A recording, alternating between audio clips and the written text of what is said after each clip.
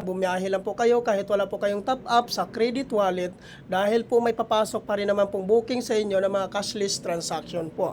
So pag cashless po, saan po mapupunta ang kikitain natin? Papunta po sa cash wallet. So pag once may laman na po yung cash wallet natin, saka na po natin i-top up doon sa ating credit wallet para po mapapasukan na rin po tayo ng mga cash transaction po. So yun po yung pinaka the best way po talaga guys na pag-top up po natin para po maiwasan na lang po natin ang pag-top up via GCash po. Dahil po medyo malaki po ang minimum top up via GCash. So ugaliin na lang po natin guys na mag-top up po tayo cash wallet o credit wallet. Tips ko lang din po ito sa inyo guys, no?